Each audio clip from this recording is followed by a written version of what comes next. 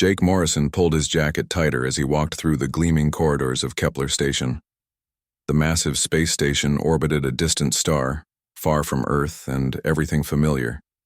Students from dozens of different worlds moved past him, their alien features making him feel like the outsider he was.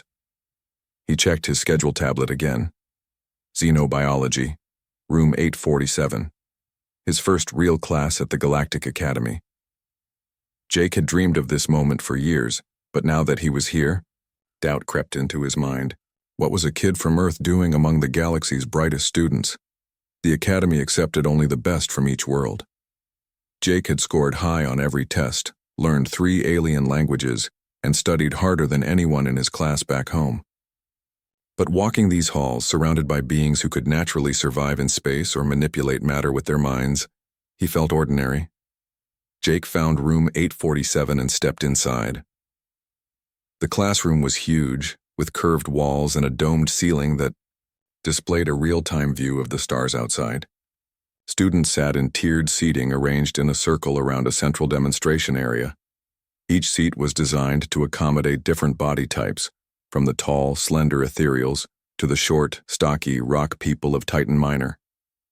He found an empty seat near the back and sat down, trying not to stare at his classmates.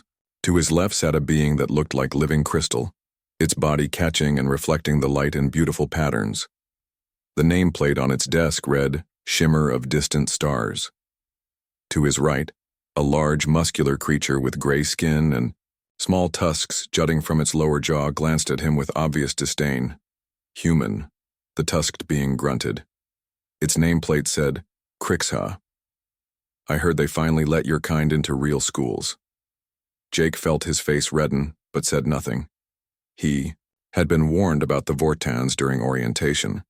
They were a warrior race that valued strength above all else. To them, humans were weak newcomers who had only recently crawled out of their single solar system. "Leave him alone, Crixha," said Shimmer of Distant Stars, its voice like wind chimes. "We are all here to learn." Crixha snorted. "Learn what? How to babysit the galaxy's newest pets." Before Jake could respond, the classroom lights dimmed and a figure entered through the main door. Professor Veltar was a Zephyrian, tall and thin with blue-gray skin and large, intelligent eyes. His reputation preceded him throughout the academy. He had written the standard textbook on interspecies biology and had personally made contact with over 40 different alien civilizations. "Welcome, students," Professor Veltar said, his voice carrying easily through the room. "Today we begin our study of predator-prey relationships across the galaxy. Understanding these dynamics is crucial for diplomacy, trade, and survival when dealing with carnivorous species." The professor moved to the center of the room, where Jake now noticed a series of control panels and what looked like a containment field generator. "Many of you come from worlds where the most dangerous predators have been contained or eliminated. Your species have evolved past the daily struggle for survival. This is both a blessing and a potential weakness." Jake shifted in his seat. Earth was definitely not one of those worlds. Humans still shared their planet with sharks, bears, venomous snakes, and countless other creatures that could kill them. Most humans lived in cities now, but the wild places remained wild. "Can anyone tell me?" the professor continued. "What makes a truly dangerous predator?" Several hands went up. Crixha was chosen first. "Size and strength," the Vortan said confidently. "The biggest, strongest creature wins." "A common misconception," Professor Veltar replied. "Size can be an advantage, but it is not everything. Anyone else?" Shimmer of Distant Stars spoke next. "Intelligence, the ability to plan and adapt. Better, but still incomplete." The professor looked around the room. "You, human student, Jake Morrison, correct? What do you think?" All eyes turned to Jake. He felt his mouth go dry. Back on Earth, he had spent summers camping with his grandfather, learning to track animals and survive in the wilderness. His grandfather had been a Marine, and he had taught Jake things that most humans had forgotten. "I think," Jake said slowly, "the most dangerous predators are the ones that never give up, the ones that keep coming no matter what." The classroom fell silent. Professor Veltar's large eyes fixed on Jake with new interest. "Elaborate," the professor said. Jake took a breath. A lion is bigger and stronger than a human. A shark is a better swimmer. A hawk has better eyes. But humans used to hunt all of those things. Not because we were better at any one thing, but because we never stopped. We would track an animal for days, weeks even, until it was too tired to run anymore. Crixa laughed. Persistence? That is not strength. That is just being too stupid to know when you are beaten. Is it? Professor Veltar asked, but he was still looking at Jake. What do you think makes persistence so effective? Jake thought about his grandfather's stories, about early humans crossing continents on foot, surviving ice ages, and spreading across an entire planet despite having no natural weapons or armor. Because it is scary, Jake said finally. Nothing is more frightening than something that will never stop hunting you. You can fight something bigger and stronger. You can hide from something faster or smarter. But how do you escape from something that will follow you forever? The room was quiet now. Even Crixa had stopped laughing. Professor Veltar nodded slowly. An interesting perspective. Today we will test some of these theories with a practical demonstration. I want you all to observe how different species react to the presence of a predator. The professor moved to the control panels and began activating systems. Energy fields hummed to life around the central demonstration area, creating an invisible barrier. Do not be alarmed, Professor Veltar said. The specimen we will be observing is completely contained. It cannot harm anyone in this room. Jake felt a chill run down his spine. Something about the professor's tone suggested this would be more than just watching recordings or holograms. The creature you are about to see is called a shadow maw, the professor continued. It comes from Grimhold Prime, a world with somewhat harsh conditions. To most civilized species, it represents a moderate threat level, perfect for educational purposes. The containment field shimmered, and Jake heard the soft hiss of an airlock opening somewhere below the floor. In moments, they would see this shadow maw creature. Jake found himself gripping the arms of his chair without knowing why. All around him, his classmates leaned forward with academic curiosity. They were about to observe a predator the way students might watch a chemistry experiment. But something deep in Jake's mind was already sounding alarms. The airlock finished cycling, and something moved in the shadows beneath the classroom floor. Jake watched as a platform slowly rose into the containment field, carrying its passenger into the light. The shadow maw was beautiful in the way that all perfect killing machines are beautiful. It stood about 4 feet tall at the shoulder with a sleek body covered in scales that shifted from black to deep purple depending on how the light hit them. 6 yellow eyes arranged in 2 rows scanned the room with cold intelligence. Its legs ended in paws equipped with retractable claws that clicked softly against the metal platform. Magnificent, Professor Veltar said with genuine admiration. The shadow maw is an apex predator on its homeworld. Notice the multiple eyes for enhanced depth perception, the silent movement, and the powerful haunches built for explosive acceleration. Jake's classmates murmured in appreciation. Shimmer of distant stars took detailed notes. A few students from herbivore species shifted uncomfortably in their seats, but most watched with the detached interest of beings who had never been hunted. The shadow maw typically hunts alone, the professor continued. It stalks its prey for hours, learning their patterns before striking. On Grimhold Prime, they are known to follow potential meals for days, waiting for the perfect moment. Crixa leaned forward, studying the creature with obvious approval. Now this is a real predator. Look at those claws, those muscles. This is what strength looks like. The shadow maw heard the Vortan's voice and turned its 6 eyes toward him. For a moment, the creature studied Crixa with what almost looked like professional interest. Then it dismissed him and continued its examination of the room. Jake felt sweat beading on his forehead. While his classmates saw an interesting specimen, every instinct in his body was screaming danger. The way the creature moved, the way it tested the boundaries of its cage, the way its eyes never stopped cataloging potential threats and weaknesses. This was not a classroom demonstration. This was a predator looking for prey.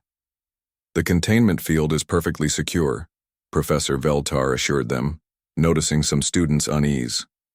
Academy safety protocols are the most advanced in the galaxy. We can observe the Shadow Maw's natural behaviors without any risk. But Jake was not listening to the professor anymore. He was watching the Shadow Maw, and the Shadow Maw was watching him back. Those 6 yellow eyes had found him in the crowd and locked on. The creature's head tilted slightly as if puzzled by what it saw. Jake felt a strange recognition pass between them, predator acknowledging predator across the species barrier. The sensation lasted only a moment before the Shadow Maw looked away, continuing its survey of the room. But Jake's hands were shaking now, and he gripped his chair tighter to hide it. "Notice how the creature tests its environment," Professor Veltar said, pointing as the Shadow Maw approached the edge of the containment field. "It is gathering information, looking for weaknesses. This behavior is common among intelligent predators." The Shadow Maw pressed its nose against the invisible barrier, sniffing. Tiny sparks of energy danced where its whiskers touched the field.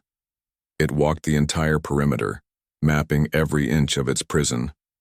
"Question," said a student Jake did not recognize, one of the aquatic people from the ocean world of Nereid.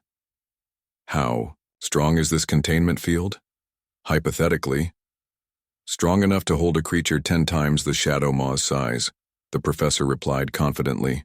"The energy output could stop a charging war beast from Titan Major. You are completely safe."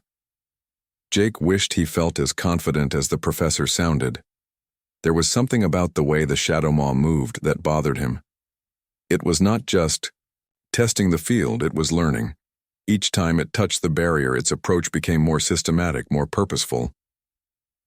"The Shadow Maw's hunting strategy relies heavily on patience," Professor Veltar continued his lecture. "Unlike the quick ambush predators found on many worlds, it prefers to wear down its prey psychologically before attacking. Fear makes the meat taste better, according to our research." Several students laughed nervously at this. The professor smiled, clearly enjoying his dramatic presentation. "Of course, most civilized species have never experienced true predation," he said. "Your ancestors may have faced such threats, but you have evolved beyond them. The fear response has been largely bred out of advanced societies." Jake wanted to raise his hand and argue.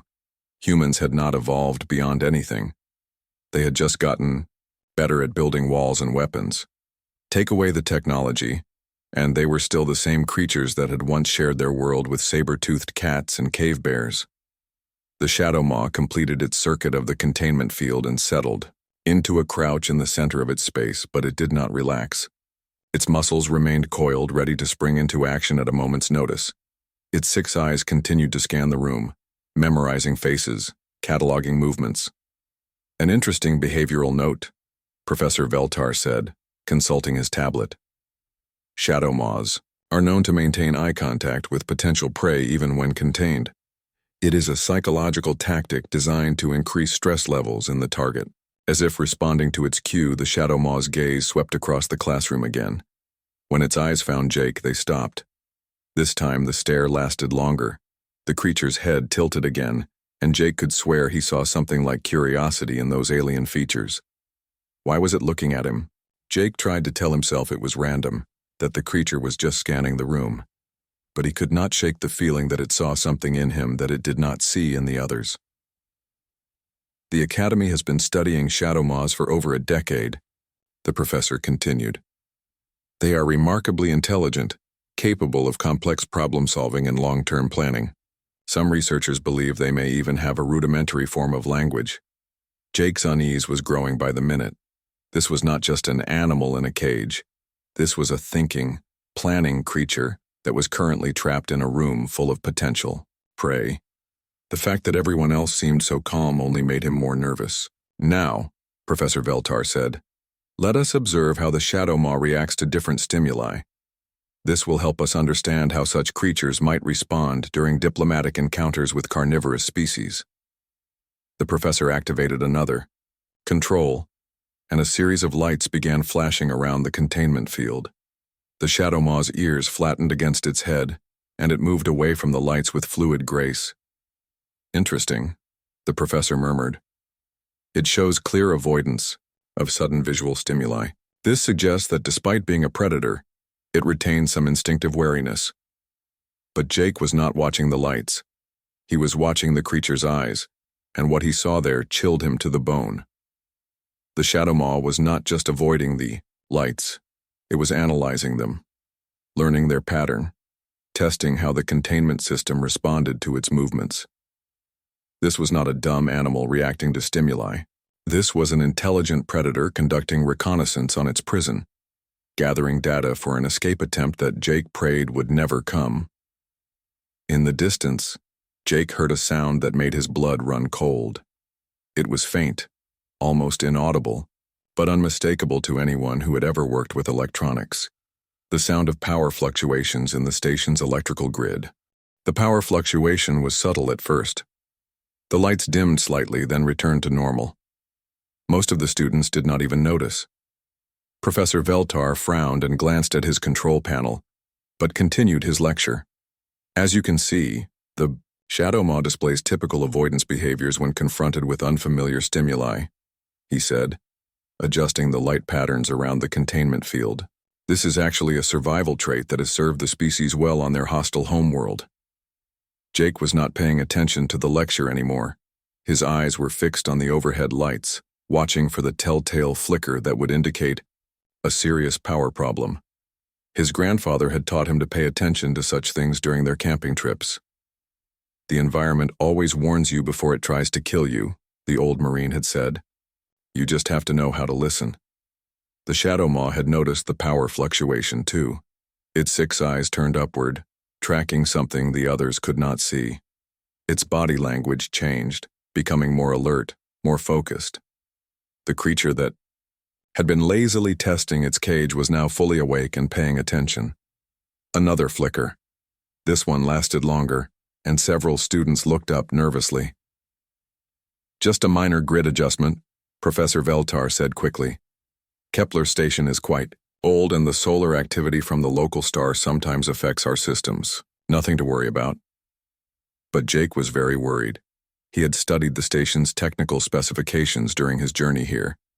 Kepler station was indeed old, and its power grid had been patched and upgraded so many times that it resembled a complicated puzzle more than proper engineering. The containment fields that kept dangerous specimens secure required enormous amounts of stable power. The Shadow Maw was now crouched at the edge of its containment field, muscles coiled like springs. It had stopped its casual exploration and was focused entirely on the energy barrier that held it prisoner. When the next power fluctuation came, the creature moved. It happened so fast that Jake almost missed it.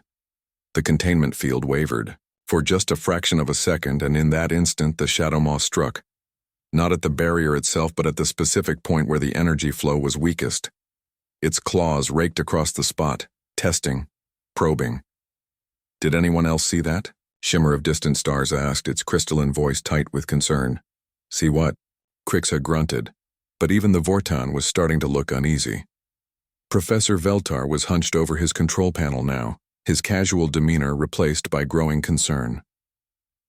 There seems to be a minor fluctuation in the containment matrix, he admitted. Nothing serious, but I am going to contact maintenance. The lights flickered again, and this time they stayed dim for several seconds. Emergency lighting kicked in, bathing the classroom in an eerie red glow. Students began to murmur nervously among themselves. The Shadow Maw was no longer testing the barrier randomly. It had found the weak spot and was focusing all its attention on that single point. Each time the power wavered, it struck with surgical precision, its claws finding microscopic flaws in the energy matrix. Professor, Jake called out, raising his hand, I think we should evacuate the classroom. Professor Veltar looked up from his frantically blinking control panel. That is not necessary, Mr. Morrison. The containment field has multiple redundancies. Even if one system fails, there are backup systems that will... The station's power grid failed completely. For a moment, the classroom was plunged into absolute darkness. Then the emergency lighting struggled back to life, casting everything in that sinister red glow. But the containment field was gone. The soft hum of energy that had surrounded the demonstration area was replaced by an ominous silence. In the center of the room, The shadow maw stood free. The creature did not move immediately. It remained perfectly still, as if it could not quite believe its good fortune. Then, slowly, it stepped forward. Its paws touched the floor beyond where the energy barrier had been, and Jake saw its lips pull back in what could only be described as a smile. Chaos erupted in the classroom. Students screamed and scrambled for the exits, but the emergency lockdown system had activated when the power failed. The doors were sealed, trapping everyone inside with the now free predator. Crixa reached for weapons that were not there. The Academy's strict policies prohibited any kind of weapon on campus, even for warrior species like the Vortans. For the first time since Jake had met him, the big alien looked genuinely afraid.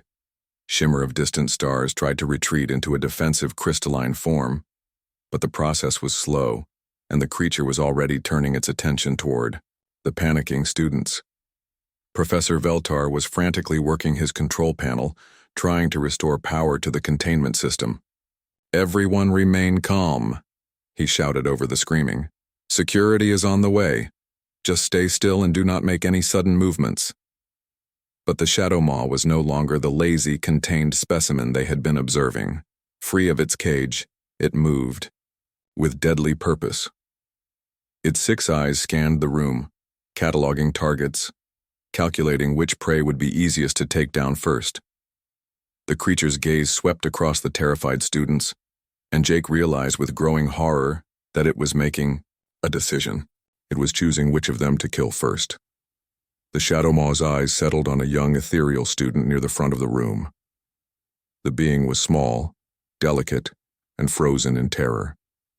Perfect prey for a creature that preferred to start with the weakest targets. The predator's muscles bunched as it prepared to spring. Jake felt something ancient and primal awaken in his chest. Without thinking, without planning, without considering the consequences, he stood up.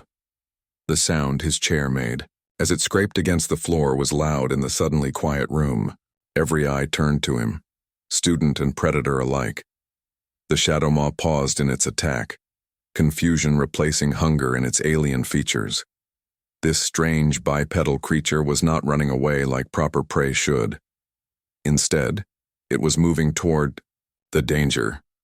Jake stepped into the aisle between the seats, placing himself between the shadow maw and the rest of the students. He could feel every eye in the room on him, could hear the ragged breathing of his terrified classmates behind him, but all of his attention was focused on the creature in front of him. 6 yellow eyes met his across the red-lit classroom. For a moment, neither of them moved. Jake could feel his heart pounding in his chest, could taste the metallic flavor of adrenaline on his tongue. Then, somewhere deep in his throat, he began to make a sound. It started as a low rumble, barely audible, but it grew, building in intensity and volume until it filled the entire room. It was not quite a growl, not quite a roar, but something uniquely and terrifyingly human. It was the sound of a persistence hunter marking its territory. The shadow maw's ears flattened against its head, and for the first time since escaping its cage, uncertainty crept into its posture. In the emergency lighting of the sealed classroom, 2 predators faced each other across millions of years of evolution, and for the first time in its life, the shadow maw was not sure which one of them was the prey. The sound Jake was making seemed to come from somewhere deeper than his throat, somewhere primal and ancient that had been sleeping until this moment. It rolled through the classroom like distant thunder, and every student could feel it in their bones. Jake took another step forward, and his entire body language changed. Gone was the nervous exchange student who had worried about fitting in. In his place stood something that had never really been domesticated, never really been tamed by civilization. His shoulders squared, his weight shifted to the balls of his feet, and his eyes never left the shadow maw. The creature that had moments before been the most dangerous thing in the room was now backing away. "What is he doing?" whispered Shimmer of distant stars, its crystalline voice barely audible. Crixa could only stare. In all his warrior culture's history, he had never seen anything like this. The human was not bigger than the shadow maw. He was not stronger or faster or better armed, but something about his presence filled the room with an almost physical weight of menace. Professor Veltar had stopped working on his control panel and was watching the confrontation with amazement and growing fear. He had studied dozens of predator species across the galaxy, but he had never seen one react to a human like this. Jake continued his advance, never hurrying, never stopping. Each step was deliberate and measured. The sound he was making grew deeper, more resonant, until it seemed to vibrate through the station's hull itself. The Shadowmaw's 6 eyes were wide now, its pupils dilated with something that looked suspiciously like fear. It had never encountered prey that acted like this. Every instinct in its body was telling it to run, but there was nowhere to go in the sealed classroom. "Stay back, human," the creature seemed to communicate through its body language. "I am dangerous. I have claws and teeth and speed." But Jake's response was written in every line of his posture. "I do not care." He took another step and the Shadowmaw actually whimpered, a high, frightened sound that no apex predator should ever make. The creature's muscles were still coiled for action, but its confidence was cracking. Jake began to circle the Shadowmaw, moving with the patient, methodical pace of a hunter who had all the time in the world. His eyes never left the creature, never blinked, never showed the slightest hint of fear or uncertainty. The students watched in stunned silence as their human classmates stalked a creature that could tear through their ranks like paper. But somehow, impossibly, it was the alien predator that looked like the victim. "This is not possible," Krixa breathed. "Humans are weak. They have no claws, no fangs, no natural weapons. How is he doing this?" But Shimmer of Distant Stars was beginning to understand. Its species had old memories, ancient stories of the first days when they had been corporeal beings like most others. They remembered what it was like to be hunted. "He is not trying to look dangerous," it whispered. "He is dangerous. Look at his eyes." Jake's eyes had not changed color or shape, but there was something in them now that had not been there during class, something cold and patient and absolutely relentless. It was the look of a creature that would follow its prey to the ends of the galaxy, that would never stop, never tire, never give up until the hunt was over. The Shadowmaw was fully retreating, now pressing itself against the wall of the classroom. It snapped at the air between them, trying to warn Jake away, but its heart was not in the threat. Every line of its body spoke of a predator that had suddenly realized it was outmatched. Jake continued his slow, inexorable advance. The sound he was making had evolved into something that was part growl, part war cry, and part funeral dirge. It spoke of ice ages survived, of continents crossed on foot, of woolly mammoths brought down with nothing but sharp sticks and endless determination. Security to classroom 847. Professor Veltar finally managed to gasp into his communication device. "We have a situation." But Jake was not waiting for security. He had reached the Shadowmaw's corner and now he stood directly in front of the cowering creature. Human and alien were close enough to touch, close enough that the Shadowmaw could have killed Jake with a single swipe of its claws. Instead, the creature pressed itself harder against the wall and made a sound that was almost like sobbing. Jake leaned forward slightly, bringing his face closer to the Shadowmaw's. When he spoke, his voice was quiet, conversational, but it carried through the room like a death sentence. "I see you," he said simply. The Shadowmaw's 6 eyes went wide with terror. Those 3 words, spoken in perfect calm, somehow contained more threat than any roar or display of aggression could have managed. "I see what you are," Jake continued in that same quiet voice. "I see what you do. I see how you hunt." He tilted his head slightly and his expression was almost friendly. "Do you see what I am?" The Shadowmaw was trembling now, its powerful muscles reduced to quivering weakness by pure primal fear. It had finally encountered something its instincts could not categorize, could not understand, could not defeat.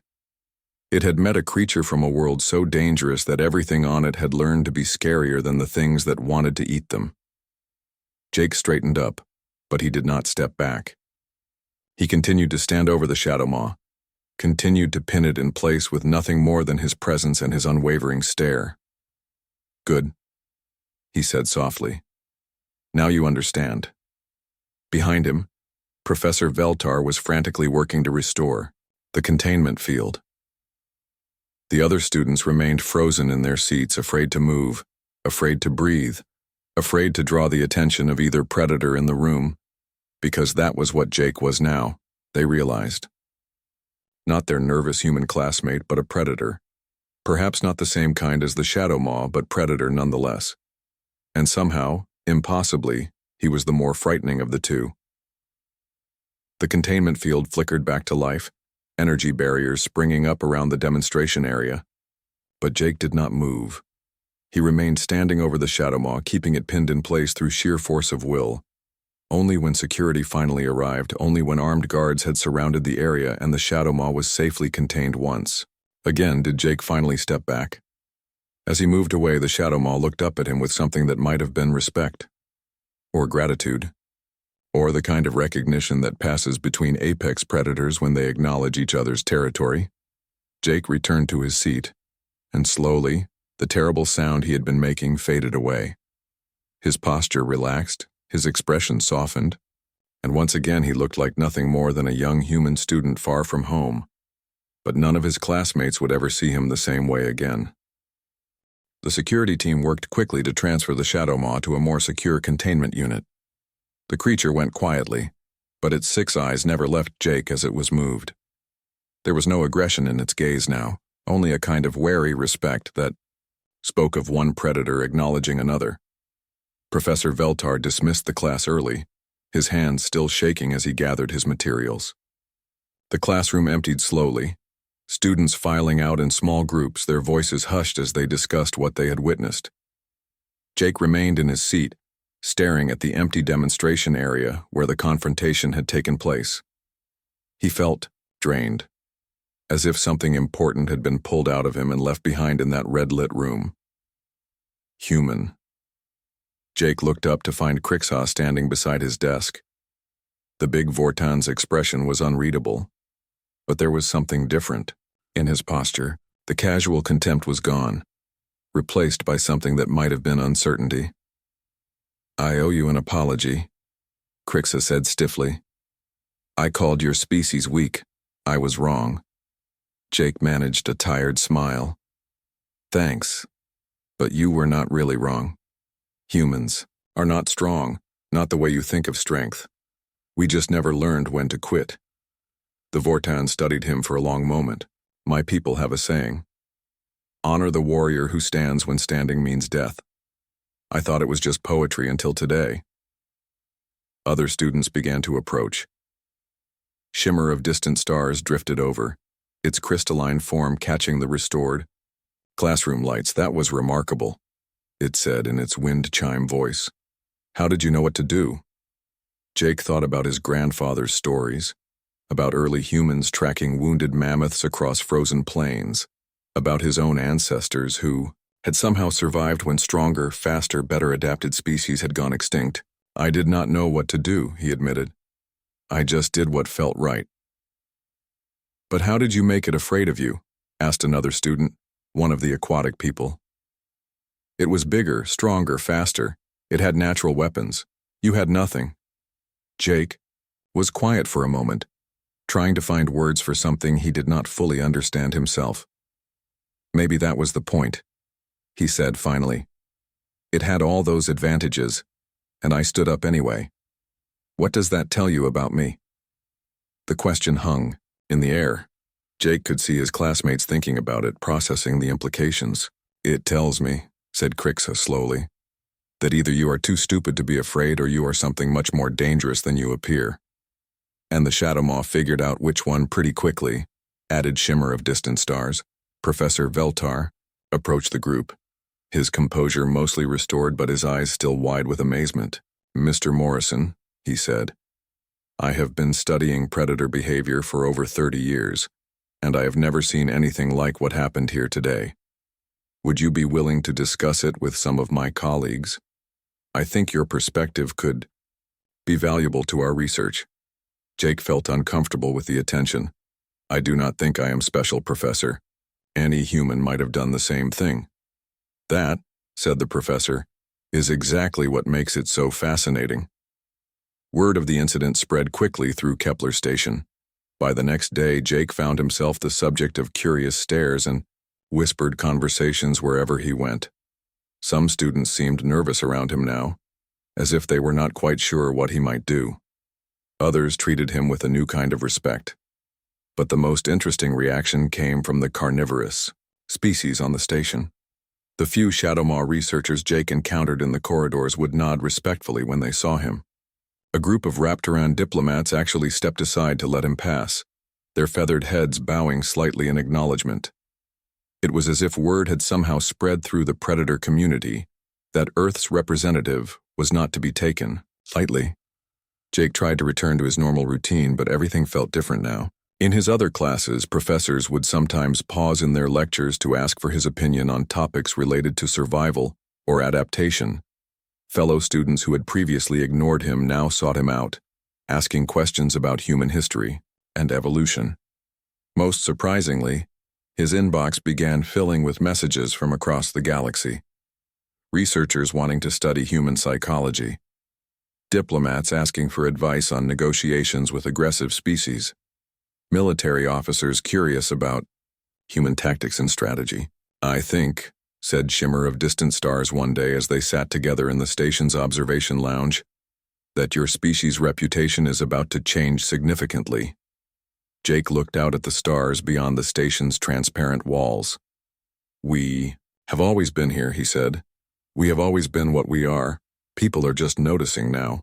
"But what are you exactly?" his friend asked. "I have been thinking about this for days, and I still do not understand. You are not the strongest or fastest or most intelligent species. So what makes you so formidable?" Jake thought about all the stories his grandfather had told him. Stories of humans crossing oceans in wooden boats, of explorers walking into unknown lands with nothing but curiosity and determination, of ordinary people doing extraordinary things simply because no one had told them it was impossible. "I think," he said slowly, "we are the species that never accepted that anything was impossible. We looked at every barrier, every limitation, every predator that wanted to eat us, and we said, maybe, but let me try anyway." He gestured toward the stars, outside. Every other species in the galaxy seems to have reached a point where they decided they were finished evolving, finished adapting, finished growing. They built comfortable civilizations and stayed there. And humans never did that? Jake shook his head. "We built civilizations too, but we never stopped being the creatures that walked out of Africa with nothing but sharp sticks and big dreams. We never stopped being the species that looked at the impossible and said, 'Hold my beer.'" Shimmer of Distant Stars was quiet for a moment, its crystalline form pulsing with thought. "That is terrifying," it said finally. Jake grinned. "Yeah, I suppose it is." As the weeks passed, Jake noticed subtle changes in how humans were perceived throughout the station. The casual dismissal was gone, replaced by a kind of cautious respect. When human ships docked at the station, their crews were treated with new deference. When human diplomats spoke in council chambers, other species listened more carefully. Earth's status in the Galactic Federation began to rise. Trade agreements that had been stalled for years suddenly moved forward. Research partnerships were offered. Military alliances were proposed, all because one young human had stood up to a predator and made it back down through sheer force of will. Jake found it somewhat ridiculous that so much could change because of a single incident. But Professor Veltar explained it to him one day during office hours. "Fear is the most honest emotion," the professor said. "It cuts through all pretense, all politics, all careful diplomacy. When that Shadowmaw looked at you and became afraid, it was making a statement that every predator species in the galaxy understood. Here is something more dangerous than we are." "But I am not more dangerous than a Shadowmaw," Jake protested. "In a fair fight, it would tear me apart." Professor Veltar smiled. "That is exactly the point, Mr. Morrison. There is no such thing as a fair fight when humans are involved.